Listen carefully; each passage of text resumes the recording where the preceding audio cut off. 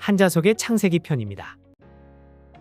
창세기 2장 7절에서 9절 말씀으로 여호와 하나님이 흙으로 사람을 지으시고 생기를 그 코에 불어 넣으시니 사람이 생명이 된지라. 여호와 하나님이 동방의 에덴에 동산을 창설하시고 그 지으신 사람을 거기 두시고 여호와 하나님이 그 땅에서 보기에 아름답고 먹기에 좋은 나무가 나게 하시니 동산 가운데에는 생명나무와 선악을 알게 하는 나무도 있더라. 성경에서 말하는 에덴 동산은 없어졌습니다. 왜냐하면 대홍수 때 전부 파괴되었기 때문에 지금 남아있을 수가 없습니다. 남아있지 않기 때문에 많은 사람들이 에덴 동산 이야기를 신화처럼 생각합니다. 실제 역사적인 사실이 아니었던 것처럼 생각하게 되는데 한자를 공부하시게 되면 창세기의 기록이 역사적 사실이라는 것을 다시 한번 확인하실 수 있게 될 것입니다. 지금부터 약 4300년 전에 전 세계적인 대홍수가 있었다고 성경 기록에 나옵니다. 대홍수 이후에 새로운 역사가 다시 시작되었고 대홍수 이전의 세상을 잃어버리고 살고 있습니다. 대홍수는 창조 후 1656년 있었던 홍수이었고 홍수 끝나고 나서 노아의 후손 중에 아브라함, 이삭, 야곱의 후손이 오늘날 이스라엘 민족이고 나머지 모든 민족들도 다 갈라져 흩어졌다고 합니다. 홍수 이전의 세상을 잃어버렸는데 전 세계적인 대홍수로 세상의 모든 것이 완전히 파괴되었고 방주에 유일하게 한 가족 8명이 타고 있었고 살아남았던 것입니다. 노아 부부 세 아들과 처가 방주로 들어갔고 8명이 그때 살아남았고 현재 지구상에 살고 있는 모든 사람들은 그 8명의 후손입니다. 홍수 끝나고 노아의 후손들이 흩어지는데 동쪽으로 베링해 협을 건너간 사람들이 아메리카 인디언들입니다. 베링해를 건너지 않은 사람들이 아시아인들인데 중국 쪽에 머무르지 않고 한반도 쪽으로 내려온 사람들을 우리 조상으로 보고 있습니다. 2020년은 단기로 4353년이 되는데 우리 민족의 시작이 지금부터 4300년 전쯤이라면 그것이 바로 성경에서 기록되어 있는 노아의 대홍수 이후입니다. 대홍수 직후에 전 세계로 흩어진 사람들 중에 하나의 민족이 우리 민족이다 라고 해도 틀리지 않습니다. 참고로 우리나라의 꽃이 무궁화 꽃인데 성경과 관계가 있습니다. 예수님을 상징하는 꽃이 샤론의 꽃이라고 나오는데 이스라엘 샤론 평야의 피는 로즈 오브 샤론이라고 장미꽃입니다. 우리는 일반적인 장미꽃으로 알고 있는데 그렇지 않습니다. 샤론의 장미가 정확하게 무궁화 꽃이며 무궁화 꽃이 바로 샤론의 장미입니다. 놀랍게도 예수님을 상징하는 꽃이 무궁화 꽃인데 대한민국의 나라꽃으로 삼고 있는 겁니다. 무궁화에 대한 학명이 시리아라고 합니다. 옛날 유적 유물들을 발견해보면 성벽 같은 곳에 무궁화 꽃잎, 나뭇잎 문양이 많이 발견됩니다. 참고로 말씀드렸습니다. 동쪽 베링해를 건너지 않고 남은 것이 아시아인인데 중국을 포함한 아시아 사람들이 한자를 함께 사용하고 있습니다. 한자를 만든 사람들은 중국 본토 사람들이 아니고 한자는 동이족이 만들었다고 하는데 중국보다는 약간 동북 쪽에 살고 있는 사람들이 만든 것이라고 지금 알려져 있습니다. 그러면 우리 조상일 가능성이 높다는 겁니다. 우리 민족은 문자를 만드는 데 탁월해서 소리 문자인 한글을 만들어 사용하고 있으니까 믿을 만한 겁니다. 요즘 방탄소년단 때문에 전 세계에 한글이 많이 알려지는 것 같습니다. 아름다운 문자라고 인정도 받고 있습니다. 한자에 대해서 이야기할 것인데 한자를 만든 사람이 노아의 후손이라는 겁니다. 노아의 후손이 만든 글자라면 한자 속에 뭔가 그 근거가 남아있을 겁니다. 우리가 알다시피 한자는 뜻 문자이니까 글자 속에 근거가 있다는 것입니다. 대표적인 문자가 배를 뜻하는 선자입니다. 배 선자를 분해를 해보면 배주 8, 8, 입구 세 글자로 이루어져 있습니다. 입구는 사람의 입을 뜻하지만 사람의 숫자로 사용하기도 합니다. 배에 8사람이 있다라고 풀이가 되는데 떠오르는 배가 있을 겁니다.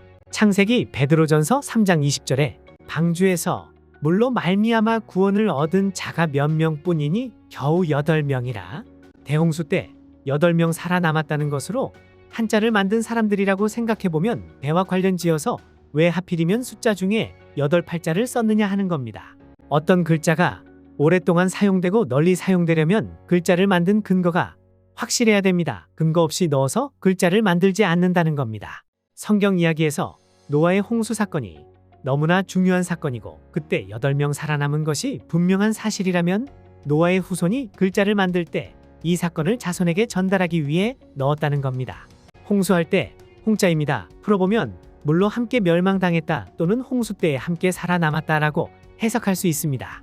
함께 공자 밑에도 8팔자가 또 있습니다. 물과 배에 관련지어서 8팔이라는 숫자가 자주 등장합니다. 대홍수 사건은 매우 중요하기 때문에 후손들에게 전해져 가기를 바랬던 것입니다. 연자는 성경 역사와 관계가 깊은 글자로 풀이해보면 물을 따라 흘러간다는 것입니다. 대홍수 후에 8사람으로부터 후손들이 이어져 내려갔다라고 하는 인류의 역사에 대한 이야기로 볼 수 있습니다.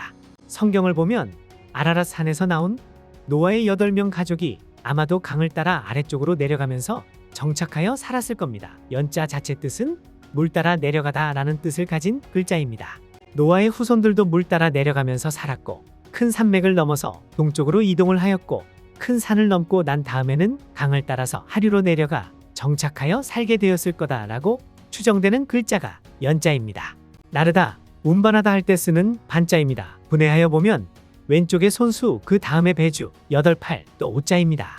손으로 배에다가 8사람이 계속해서 뭔가로 옮기고 있는 것을 나타낸 글자입니다. 성경 기록에 하나님께서 노아에게 동물들을 방주에다 한 쌍씩 실게 한 후 또 식량을 옮겨 실어라는 명령을 합니다. 성경 창세기 6장 21절에 너는 먹을 모든 식물, 먹을 것을 내게로 가져다가 저축하라. 방주에다 싣는 것을 명령하시는데 이것과 관계된 글자라고 봅니다.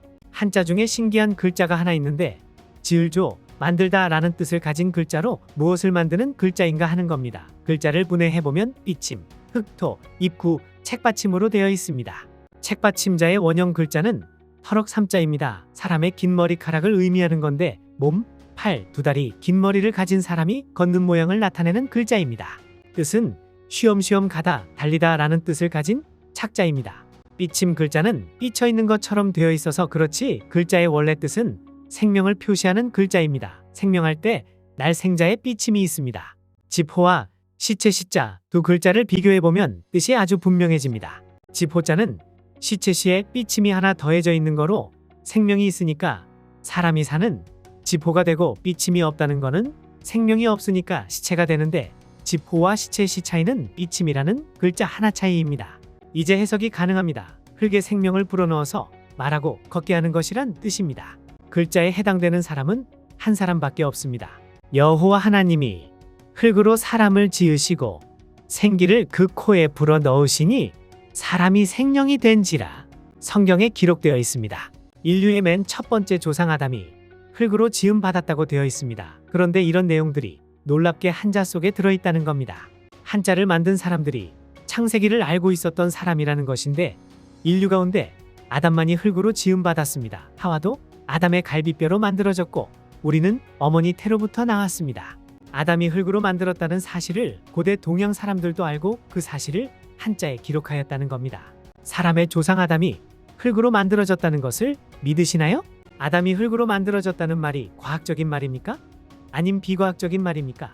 흙으로 아담을 만들어졌다는 것은 과학적인 이야기로 과학적이라는 것은 원인과 결과가 분명한 것이 과학적인 것입니다.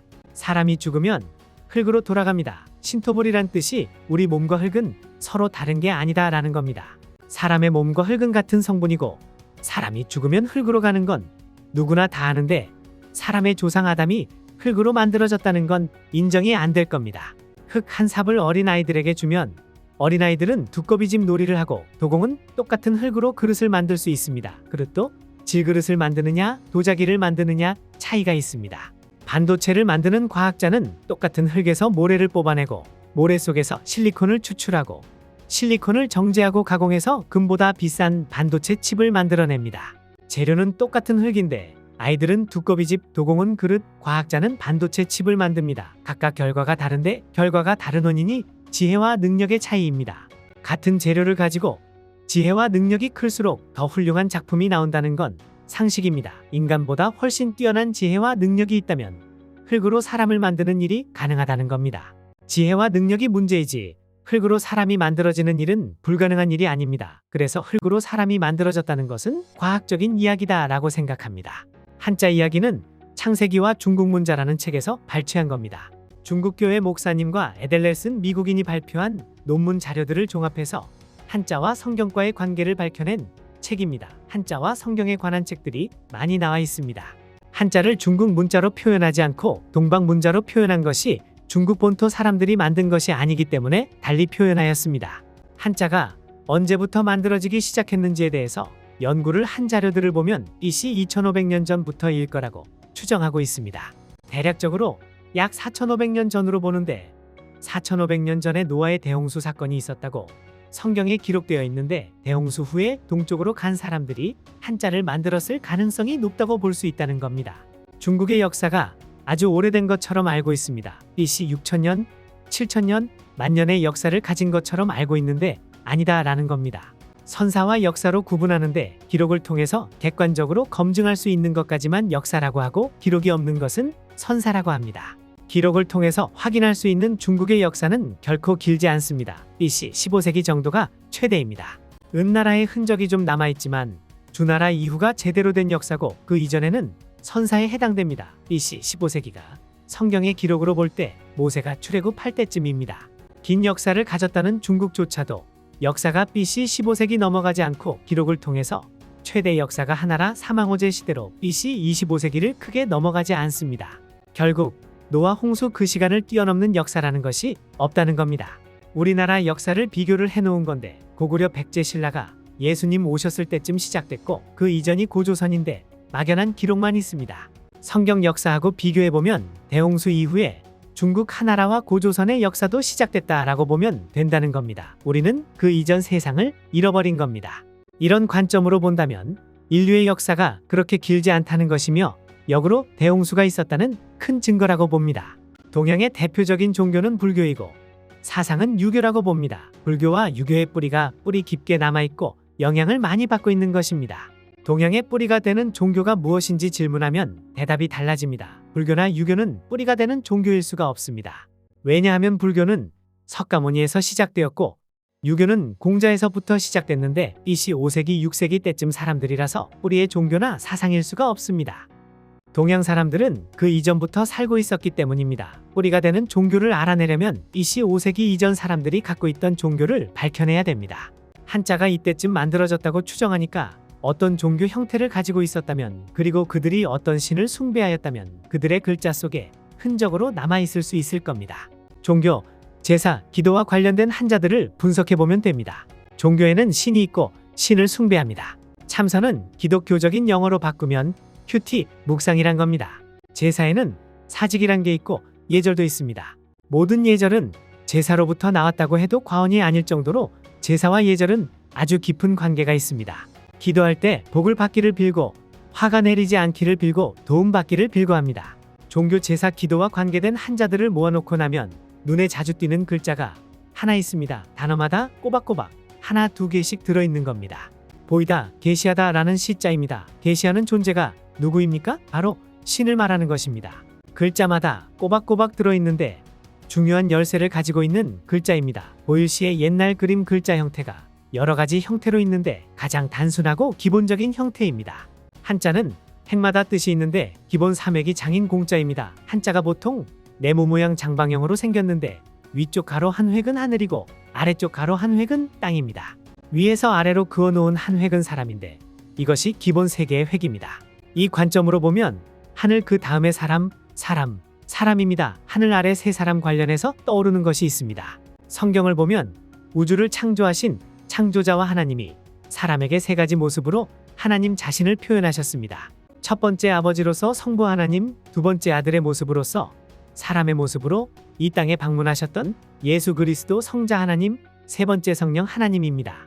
삼위 하나님이라는 개념인데 고대 사람들도 신에 대해서 정확한 지식을 갖고 있다는 겁니다. 이 한 글자로 설명을 다하면 억지로 짜 맞추는 것이라고 할 수 있는데 한 글자를 더 알아보겠습니다. 하나님의 삼위, 성부, 성자, 성령인데 성령에 영이라는 글자가 있습니다. 글자를 보면 입구자가 3개가 있습니다. 입구자는 사람의 입을 뜻하지만 사람의 숫자를 의미하기도 합니다. 어떤 신적인 존재와 관계된 글자들이 이상하게도 세 사람이 나타납니다. 밑에 있는 글자가 무당 무자인데 무당이라고 하면 기독교에 반대되는 것처럼 일반적으로 생각하는데 무당이라는 존재의 원래 역할은 신과 인간을 연결시켜주는 존재입니다. 오른쪽을 보면 하늘 사람 땅인데 좌우에 한 사람씩 두 사람이 더 있습니다. 세 사람으로 앞에서 알아본 보이다 시자와 공통점이 있습니다. 보일시라는 이 글자가 종교, 제사, 기도와 관련된 글자에 꼬박꼬박 나타나는데 고대 동양 사람들이 숭배하던 신과 관련한 중요한 것을 나타낸 글자일 가능성이 높다라고 해도 큰 무리가 없다는 겁니다. 한자 중에 성경의 창세기 이야기를 모르면 안 풀리는 글자가 많이 있는데 대표적인 글자가 금지하다 금자입니다. 일반적으로 풀이하면 숲을 림자에 보이다 시자가 합쳐진 글자입니다. 숲이 보이다라고 풀이하면 왜 하지 말라는 건지 이해가 안 됩니다. 숲을 림자로 해석하지 말고 두 나무로 해석하면 무엇을 하지 말라는 건지 알 수 있습니다. 두 그루의 나무와 신과 관계된 시자를 성경 창세기 이야기에 연결하면 됩니다. 에덴 동산 중앙에 생명나무와 선악을 알게 하는 나무 하나님을 합치면 하지 말라고 해석이 됩니다. 에덴 동산 사건을 알면 해석이 된다는 겁니다. 하나님께서 아담과 하와에게 모든 걸 다 허락하셨는데 허락하지 않은 게 있습니다. 선악을 알게 하는 나무의 실과는 먹지 말아라. 내가 먹는 날에는 반드시 죽을 것이다. 라고 하였는데 아담과 하와가 그 실과를 따먹어서 우리는 다 죽습니다. 아담과 하와가 실과를 따먹고 쫓겨나는데 하나님께서 또 하나 금하신 것이 생명나무입니다. 생명나무 가는 길을 천사들과 화염검으로 지키게 하였습니다. 선악을 알게 하는 나무와 생명나무를 하나님께서 금하신 겁니다. 하지 말아라 라는 것이 이해가 되려면 금자를 만든 사람과 사용하는 사람이 알아야만 사용할 수가 있는 겁니다. 수천 년 동안 사용되어 왔다는 것은 이 글자를 사용한 사람들이 에덴 동산 사건을 알고 있어야만 가능하다는 겁니다. 하나님이 금하신 나무에 하와가 다가간 것입니다. 가서 봤더니 보암직도 하고 먹음직도 하고 지혜롭게 할 만큼 탐스러운지라 라고 성경에 기록되어 있습니다. 뜻을 보면 우러러보다 고개를 쳐들다 라는 금자입니다. 하나님이 금하신 두 나무가 있는 곳에 여자가 들어가 있는 글자입니다.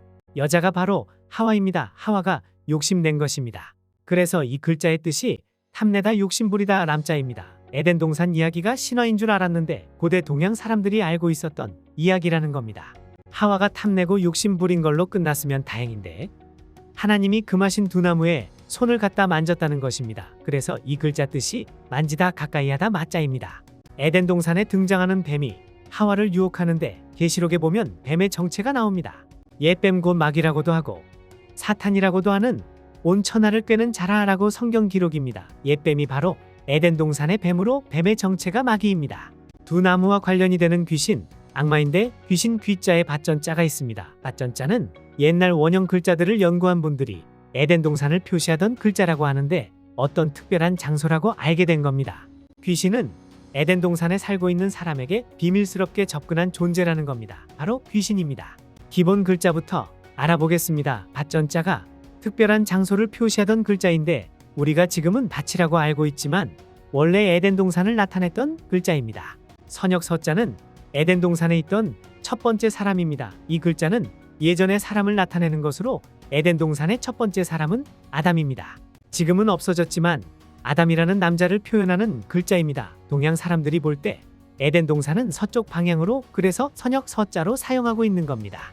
뼈골자는 아담의 갈비뼈로 하와를 만들었다고 성경에 기록되어 있습니다. 그러면 저 뼈는 하와를 나타내는 글자입니다. 창세기 2장 21절부터 23절까지 말씀입니다. 여호와 하나님이 아담을 깊이 잠들게 하시니 잠들매 그가 그 갈빗대 하나를 취하고 살로 대신 채우시고 여호와 하나님이 아담에게서 취하신 그 갈빗대로 여자를 만드시고 그를 아담에게로 이끌어 오시니 아담이 가로되 이는 내 뼈 중에 뼈여 살 중에 살이라 이것을 남자에게서 취하였은즉 여자라 칭하리라 하니라. 여자 하와는 아담의 갈비뼈로 만들어졌다고 성경에 기록되어 있습니다. 그럼 현재 남자들의 갈비뼈는 양쪽 개수가 똑같을까요? 똑같습니다. 그러면 성경이 틀린 겁니까? 틀린 거 아닙니다. 갈비뼈를 꺼냈다고 해서 후손들이 갈비뼈가 없는 게 아닙니다. 그러면 아담의 갈비뼈로 여자 하와를 만들었다는 것이 과학적인 것입니까? 과학적인 것 맞습니다. 인간 복제 많이 들어봤을 겁니다. 몸에 있는 세포로 똑같은 사람을 또 하나 만든다는 겁니다. 과학자들이 인간 복제 가능하다고 합니다. 아담의 갈비뼈로 하와를 만들었다는 것은 생명이 복제될 수 있다는 겁니다. 사람인 과학자도 가능하다고 하는데 전능하신 분은 가능하다는 겁니다. 생명복제의 시조는 하나님이고 과학자들이 그 원리를 이제 알아낸 것뿐입니다. 아담을 깊이 잠들게 했다고 성경에 기록되어 있는데 갈비뼈를 꺼내는 치명적인 수술을 해도 모를 정도로 깊이 잠들었다고 되어 있는 겁니다. 죽지는 않으면서 고통을 느끼지 않고 긴 시간 동안 잠들어 있을 수가 있다는 것은 마취제를 사용했다는 것으로 성경에 나오는 이야기가 굉장히 과학적인 것입니다. 하와를 아담의 갈비뼈를 꺼내서 만들고 꺼낸 후에 살로 대신 채웠다라고 성경 기록에 나오는데 이런 과정을 그대로 표현한 글자가 뼈골자입니다. 뼈골자 아래쪽에 있는 달월자는 하늘에 떠있는 달을 표현하기도 하지만 살 육자를 줄인 달월자도 있는데 육달월에 해당하는 달월자입니다. 덮는다 멱자는 아담 가슴 속에서 뼈를 꺼내고 살로 채우고 덮었다고 하는데 덮는다는 것은 먼저 열었기 때문에 덮는다는 것입니다. 꺾어진 그림으로 되어 있는 부분이 가슴 속에 손을 넣어서 무언가를 꺼내는 장면을 표현한 것입니다. 아담은 자신이 흙으로부터 만들어진 것을 알고 있었을 것입니다. 깊은 잠들었다가 깨어보니 여자가 있다면 잠든 사이에 하나님이 흙으로 여자를 만들어 주셨구나 라고 하는 것이 정상입니다. 아담은 깨어나서 말하는데 내 뼈 중에 뼈요, 살 중에 살이라고 말합니다. 하와가 자기 몸의 일부로 만들었다는 것을 아는 것이고 갈비뼈를 꺼내고 살로 덮은 자리가 흉터로 남아 있었을 거란 것입니다. 필요하다는 요자입니다. 사람이 살아가려면 필요한 게 정말 많습니다. 가장 필요한 것이 무엇인지 잘 표현하였습니다. 성경 기록을 보면 하나님께서 아담을 만드신 다음에 곧 바로 하와를 만들어주지 않고 아담에게 동물들 이름을 지어주라고 하였습니다. 그리고 나서 여자 하와를 만들었습니다. 순서를 보면 남자들에게는 사명이 먼저고 그 다음이 여자인 것입니다. 하나님께서 창조하실 때 만드시면서 보시기에 좋았다라는 것이 계속 나오는데 좋지 않다라고 하는 장면이 있습니다. 아담이 혼자 사는 것이 좋지 못하니 내가 그를 위하여 돕는 배필을 지으리라 하시고 여자를 만들어 주셨습니다. 여자가 창조된 목적은 남자를 돕는 대필로 만드신 건데 성숙한 사람이 미숙한 사람을 돕는 것입니다. 지혜가 많은 사람이 지혜가 적은 사람을 돕고 완전한 사람이 모자란 사람을 돕는다는 개념이 맞습니다. 창조의 순서도 날이 지날수록 더 훌륭한 작품이 계속 나옵니다. 제일 마지막 작품이 인간인데 하나님의 창조물 중에 최고의 작품이 인간입니다. 그런데 인간 중에 제일 마지막 작품이 여자입니다. 여자가 만들어지기 전까지는 보시기에 좋지 못하다고 하였고 여자를 만든 것입니다. 남을 도와줄 때 보람과 자기 존재의 의미와 기쁨을 느끼면서 살도록 하나님이 만들었습니다. 혼자 잘 먹고 잘 살자고 하는 사람들, 잘 먹고 잘 살 때는 좋지만 마지막에 삶이 허무해지는 것입니다. 자신이 어렵지만 어려운 사람을 도와주는 사람은 절대로 삶이 허무하지 않습니다. 배필인 짝이 도와주는 것입니다. 아담으로부터 만들어낸 또 하나의 몸을 가지고 짝을 지어주신 겁니다. 짝 필자를 보면 가둘 해자에 어진 사람 인자입니다. 하와가 원래 아담의 갈비뼈로 숨겨져 있던 존재를 꺼내서 짝을 만든 것이고 그렇게 만들어진 사람이 어진 사람입니다. 일반 사람 인자가 아닌 어진 사람 인자입니다. 영어로 머추어라는 건데 반대는 아마추어입니다. 머추어는 성숙함이라는 뜻으로 하와가 만들어질 때 몸도 성숙하고 지혜와 능력도 성숙하게 만들어진 겁니다. 성숙하게 만들어졌기 때문에 아담을 바로 도와줄 수 있는 것이고 그게 바로 배필입니다. 뼈 골자가 여자 하와이고 어찌 맞자는 여자 하와가 자꾸 물어보는 겁니다. 물어볼 때 하나님이나 아담에게 물어보아야 하는데 뱀한테 가서 자꾸 물어보는 겁니다. 에덴 동산의 두 나무에 대해서 뱀한테 자꾸 물어보는 것입니다. 어찌 맞자가 무엇인지 이해가 되었을 것입니다. 에덴 동산 과일나무 중에서도 특별한 나무가 있는데 하와가 무시하는 것이고 알게 뭐냐 하는 식으로 비뚤어진 겁니다. 하와가 무엇이 잘못되었나 하면 하와가 아담 옆에 있어야 되는데 귀신인 사탄 뱀하고 함께 있는 것으로 어리석은 것입니다. 영혼이 무엇입니까? 귀신과 하와가 대화한 내용 주제가 영혼입니다. 하나님께서는 반드시 죽는다고 하였는데 하와는 헷갈려서 죽을까 하노라 했고 사탄인 뱀은 거짓말하면서 안 죽는다고 하였습니다. 무엇이 죽는 거나 하면 하나님이 인간에게 주신 영혼입니다. 우리를 살리는 그 영혼이 죽느냐 사느냐 그 문제였는데 사탄인 뱀에게 물어봤다는 것입니다. 벌거벗을 라자입니다. 왼쪽에 붙은 글자가 옷 의자이고 오른쪽이 열매 과자입니다. 이 열매가 선악을 알게 하는 나무의 열매입니다. 이 열매를 먹었기 때문에 옷을 입은 겁니다. 발가벗은 줄을 깨닫고 아담과 하와가 무화과 나무 잎으로 옷을 만들어 입은 것이고 하나님이 이것을 보고 가죽옷을 만들어 입히신 것입니다. 가죽옷을 입히신 뜻이 있는데 가죽을 얻으려면 동물이 피를 흘리고 죽어야만 얻을 수 있습니다. 어떤 동물이 희생을 해야 하는 것입니다. 바로 양입니다. 아담과 하와가 양의 가죽과 털로 만든 옷을 입었다고 봅니다. 오른쪽은 모양 형자인데 왼쪽에 있는 획이 방패간자를 2개부터 놓은 것입니다. 방패간자는 방패를 표현하기도 하지만 죄를 범한다는 뜻도 있습니다. 죄를 범한 아담과 하와에게 털을 가진 가죽옷을 만들어 입힌 모양이고 우측에 붙은 것이 터럭 3자입니다. 무화과 잎을 엮어 치마를 만들어 입은 것은 인간이 잘못과 죄를 스스로 해결하려고 노력한다는 것으로 모든 종교를 상징합니다. 그 방법으로는 너희들을 구원할 수 없다. 내 방법으로 구원해야 된다. 라고 하나님이 가르쳐 준 것이 동물이 너희를 위해서 피를 흘리고 그 죄값을 치러야만 너희들의 죄가 해결되는 거다. 라고 가르쳐 준 것이 가죽 옷입니다. 복음입니다. 진짜 어린 양 희생의 피를 흘리면 너희들 죄가 해결된다는 것입니다. 절대로 인간의 노력으로는 구원 못 받는다는 것이고 하나님 방법에 의지해야만 구원받습니다. 그 말씀이 이 한자에 들어있는 것입니다. 왕께서 눈으로 어진 사람을 보는 볼견자입니다. 그리고 하나님께서 나타나서 보시는 건데 아담과 하와가 동산 나무 사이에 숨어있는 모양입니다. 그래서 비키다 숨다 타자인데 몸이 나무 뒤에 숨어있는 것을 나타내고 있습니다. 하나님이 나타나셨으니까 아담과 하와가 나무 뒤에서 나와야 되는데 나무 뒤에 숨어있다가 하나님 앞으로 나오는 장면이 한자에 있습니다.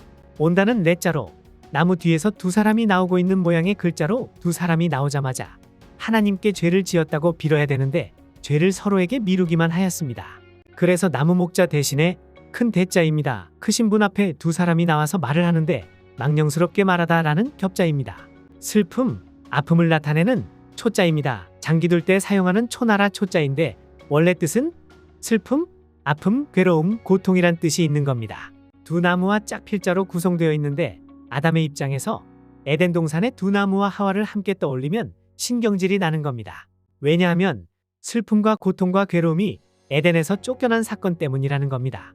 언어를 배울 때 보통 기본 동사부터 배우는데 가다, 오다, 행하다, 따르다, 앉다 등이 있습니다. 동사들을 보면 공통점이 항상 두 사람 아담과 하와가 있고 아담과 하와를 소재로 만든 글자들이라는 것입니다. 죄가 무엇인지 한자에 잘 표현되어 있습니다. 올가미 망자 밑에 아닐 비자입니다. 하나님이 하신 말씀을 아니라고 부정하는 올가미에 걸려들면 죄를 짓는 것입니다. 사람을 죽이는 것이 죄인데 하나님께서 살인하지 말라고 말씀하셨기 때문에 거기서 벗어났으니까 죄인이 되는 것입니다. 죄의 기준은 죽이는 것 자체가 기준이 아니고 하나님이 하신 말씀이 기준입니다. 사람을 죽이지 않으면 죄가 되는 경우가 있습니다. 이스라엘 민족이 이집트 애굽을 탈출해서 가나안 땅에 들어갈 때 하나님이 가나안 사람들을 어린아이라도 불쌍히 여기지 말고 다 죽여라고 하였습니다. 죽이지 않는 것 자체가 죄가 되는 것입니다. 사람을 죽이는 것 자체가 절대적인 기준이 아니고 하나님의 말씀이 절대적인 기준입니다. 가나안 땅에 들어갔을 때 가나안 사람들을 다 죽이지 않으면 이스라엘 사람들까지도 죽고 전 인류가 죽기 때문입니다. 실제로 유적들을 발굴해보면 눈뜨고 못 볼 정도로 아주 타락한 모습의 유물들이 나옵니다. 그래서 가나안 사람들을 진멸하라고 했던 이유가 아주 분명하다고 고고학자들이 말합니다. 아담과 하와가 선악과를 따먹고 죄를 지었는데 정확하게 어느 순간이 죄를 지은 순간인지를 맞춰보면 선악과 열매를 먹었을 때부터입니다.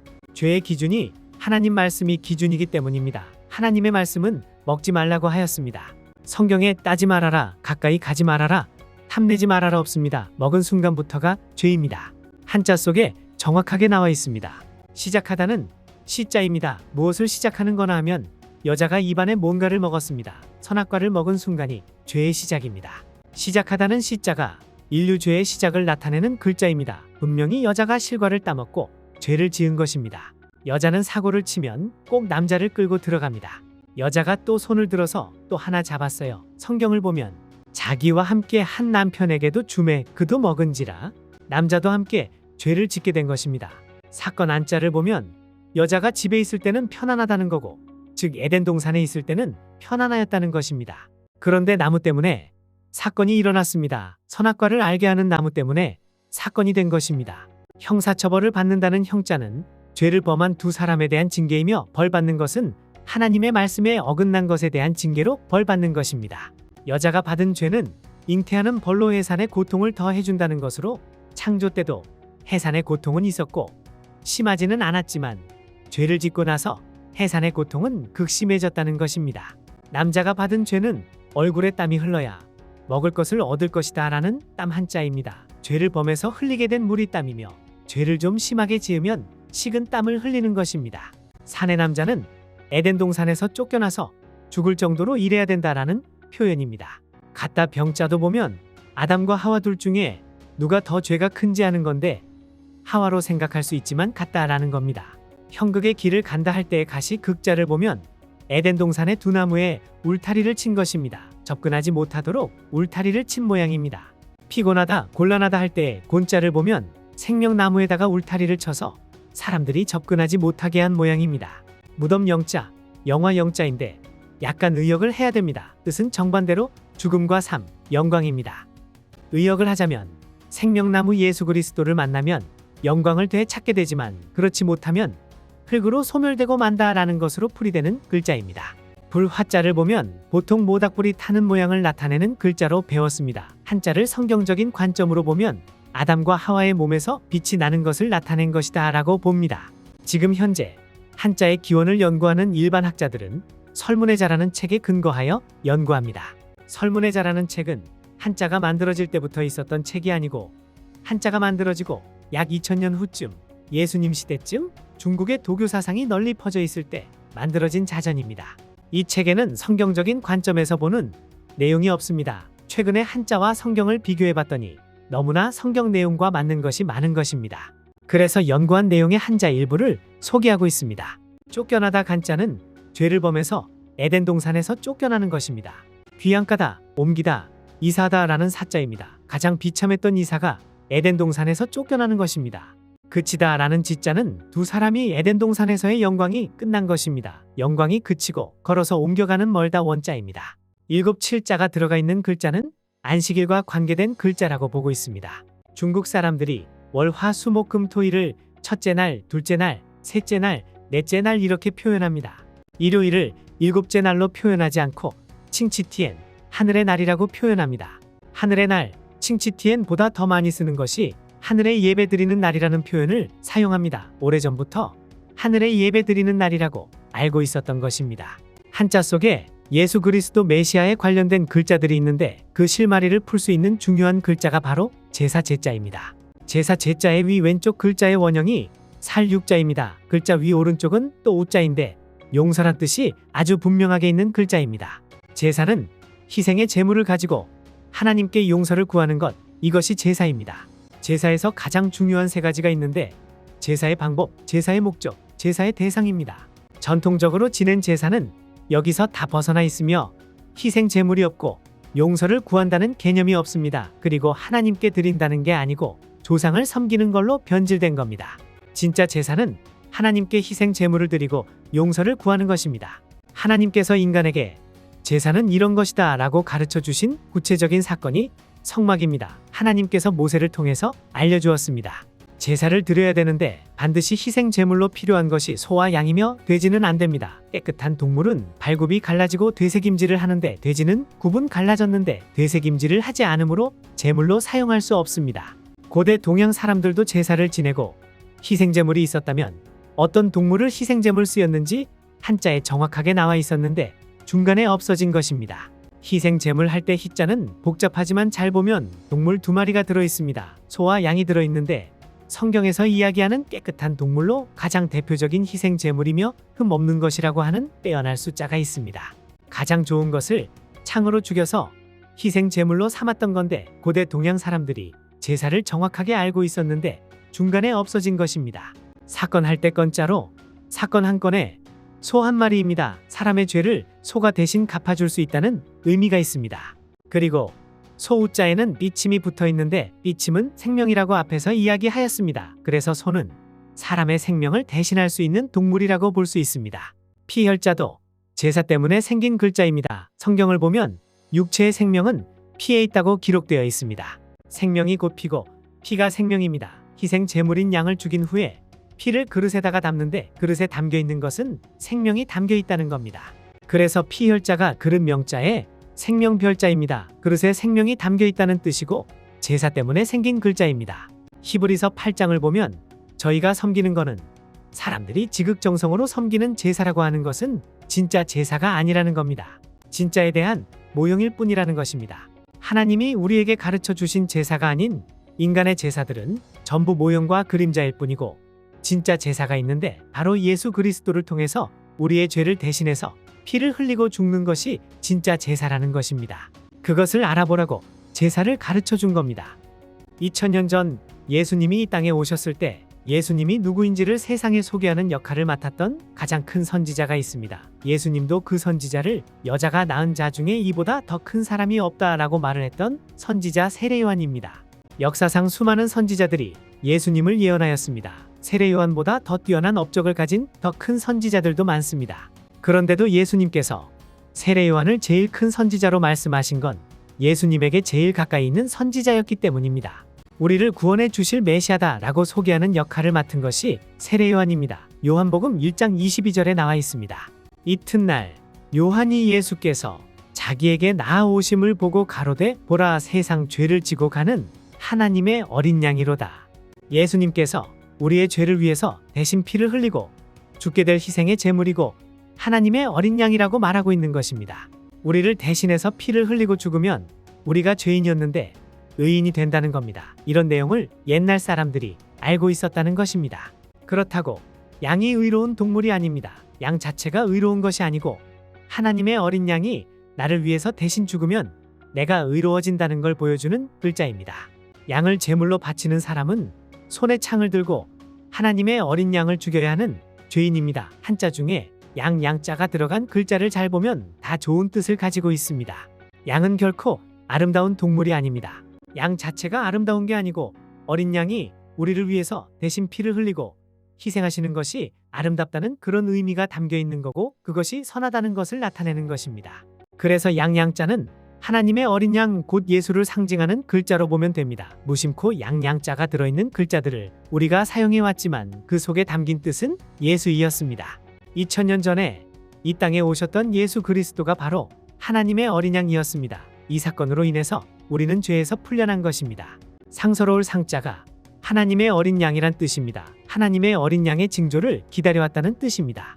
하나님께서 에덴 동산에서 아담과 하와를 내쫓을 때 여자의 후손 중에 뱀의 머리를 만질 자가 태어날 것이다 라고 하였습니다. 메시아가 사람의 아들 형태로 오실 거다 라고 예언을 하였습니다. 그리고 메시아가 올 때는 하늘에 징조가 있을 거다 라고 하였습니다. 그래서 동방 박사들이 그 별을 보고 찾아왔다고 합니다. 아담 이후 모든 사람들은 메시아를 기다려왔습니다. 사내 아이가 태어날 때마다 혹시 우리를 구원할 아이가 아닐까 하는 기대감이 남아 선호사상 뿌리가 됐을 가능성이 있다고 봅니다. 생각할 사자를 풀이하면 무엇에 대한 마음일까요? 에덴 동산에 대한 마음입니다. 아담의 후손들은 힘들고 괴로울 때마다 에덴 동산을 생각하였다는 것입니다. 사람이 괴로움을 당할수록 사상이 깊어집니다. 기도가 무엇인지 한자에 정확하게 나와 있습니다. 하나님께 목숨을 구하는 겁니다. 이 목숨은 육체적인 생명의 목숨을 구하는 것이 아니라 우리의 잃어버린 영원한 생명을 구하는 것입니다. 복은 무엇이라고 생각하십니까? 하나님께서 하늘에서 또는 첫사람 아담에게 에덴 동산을 베풀어 주신 것, 그것이 복입니다. 우리는 저 복을 잃어버렸는데 예수 그리스도께서 다시 우리에게 주신다고 하셨습니다. 그래서 예수 그리스도의 복음이라고 말하는 것입니다. 너무 많은 글자가 성경 이야기를 품고 있습니다. 긴 역사의 비밀을 오늘 아시는 순간입니다. 너무나 분명하게 한자 속에 다 들어있는데 지금 현재 중국 사람들이 모르고 있습니다. 모른다는 말은 둘 중에 하나입니다. 지금까지 설명한 것들이 전부 꾸며낸 이야기이거나 어느 정도 타당한 근거가 있는 거라면 중국 사람들이 그들의 역사 속에서 다 잃어버린 겁니다. 잃어버렸다면 계기가 있었을 것입니다. 가장 결정적인 거라고 생각하는 것이 진나라의 진시황입니다. 진시황이 한 것 중에 분석행유와 봉선제 폐지입니다. 분석행유는 책을 다 불살라버리고 지식인들을 생매장시켜서 다 죽인 것을 말합니다. 청소를 해버려서 역사가 소멸돼 버린 겁니다. 진시황 이전의 역사가 사라져버린 것입니다. 봉선제라는 제사 제도를 폐지시켰는데 하늘의 상제에게 제사 지낸 제도입니다. 신에게 제사를 지냈던 겁니다. 고대 바빌로니아, 시리아, 이집트, 그리스, 로마 등 전부 우상 숭배를 하였는데 형태를 만들어 놓고 섬겼습니다. 그런데 고대 중국인들은 형태가 없는 신을 섬겼는데 그걸 표현하는 것이 상제입니다. 고대 중국 사람들은 그런 경험을 갖고 있었기 때문에 성경을 중국말로 번역해 줄 때도 하나님을 곧 바로 상제라고 번역을 합니다. 제사를 지낼 때 제문의 내용도 성경 창세기와 내용이 비슷합니다. 진시황이 역사를 말살시켰는데 진시황이 한자는 없애지 못하였고 진시황이 오히려 한자들을 정리하여 표준화시켰다고 합니다. 진시황이 없애지 못한 한자가 다 뜻을 갖고 있고 의미를 갖고 있는 글자들입니다. 한자 속에 고스란히 보존되어 왔다가 최근에 학자들에 의해서 발견된 겁니다. 글자들 속에 성경 이야기 다 들어있고 이걸 알게 되었는데 결국 진시황 이후로 중국 역사는 암흑 속으로 들어갔다라고 보고 있습니다. 적어도 복음에 관한 한 암흑 속으로 들어간 겁니다. 우리도 중국의 영향을 받기 때문에 옛날 우리 조상들도 하나님을 섬겼는데 잃어버린 겁니다. 한국에 기독교가 들어올 때 서양 종교라고 생각한 건데 우리가 원래부터 알던 하나님이었습니다. 하나님으로부터 잃어버린 민족이었는데 다시 찾아야 되는 그런 지금 상황입니다. 결코 기독교가 서양 종교가 아니며 원래 섬겨야 하는 것들을 가르쳐 주는 게 교회입니다. 이 영상은 한국창조과학회의 자료를 재구성하여 만들었으며 영상이 좋았다면 좋아요 눌러주시고 구독도 해주시면 영상을 만드는데 힘이 됩니다. 슬라이드 자료 필요하면 댓글 남겨주십시오. 감사합니다.